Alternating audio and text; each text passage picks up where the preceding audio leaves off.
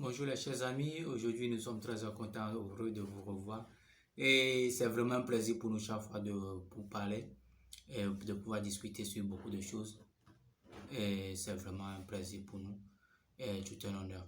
Alors nous avons commencé une série de formations sur la BRVM, l'investissement boursier, et nous avons parlé déjà de ce que c'est que la BRVM.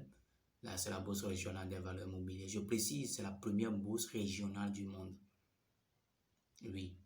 Oui, ça veut dire qu'en Afrique, nous avons quelque chose de spécial.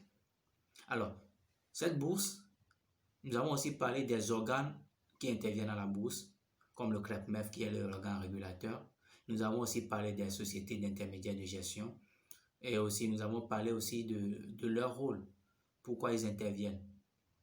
Vous voyez. Aujourd'hui, nous allons parler de comment créer un compte au niveau de la RGI. Alors, c'est simple. Dans chaque pays, il y a son RGI. Dans chaque pays de l'UEMOA, il y a son RGI. Donc, nous avons RGI Togo, RGI Bénin, RGI Burkina, ainsi de suite.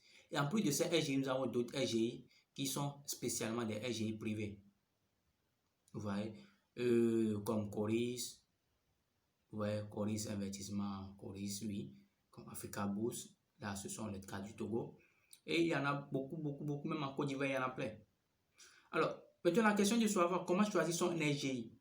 Oui, vous pouvez choisir un bon RGI en voyant premièrement la rapidité et la promptitude en répondant à vos doléances. Quand vous demandez des informations, comment ils sont plus rapides à vous demander? Est-ce qu'ils ont une plateforme plus dédiée pour faire les ordres, effectuer des ordres? Est-ce que vous leur donnez une ordre d'achat ou bien un ordre de vente? Est-ce qu'ils sont plus rapides à le faire rapidement ou bien ça va traîner? Ce sont tous ces paramètres à vous de faire. Maintenant, il y a aussi le paramètre financier.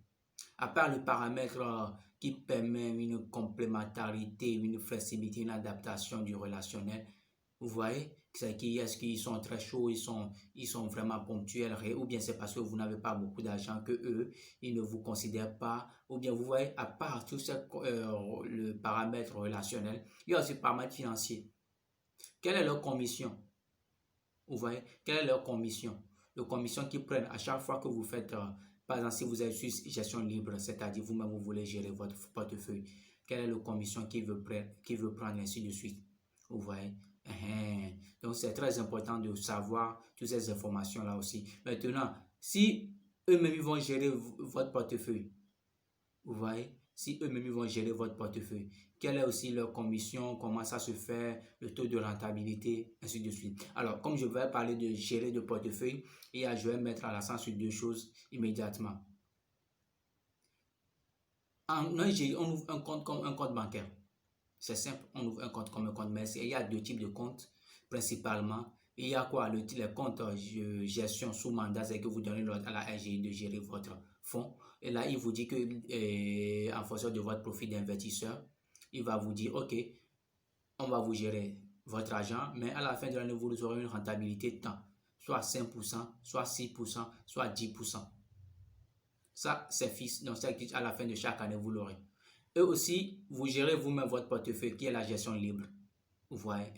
Maintenant, pour choisir votre RGI, il faut voir si vous voulez faire gestion sous mandat, quel est le taux que eux, ils vous proposent comme retour sur investissement. Est-ce un taux de 10%? Vous comparez à d'autres RGI pour voir ce qui vous avantage. Secondo, quand vous voulez vous prendre votre argent, tout votre capital investi, quel est le taux que eux, leur commission, qui prennent pour vous laisser le portefeuille et de partir? Il faut aussi voir ça. Parce que vous pouvez avoir une rentabilité forte, mais le taux de départ peut être aussi conséquent. Mais par contre, ailleurs, rentabilité moyenne, mais le taux de départ peut être un peu. Donc, ce sont ces informations-là qu'il faut prendre en compte pour le choix d'un bon RGI.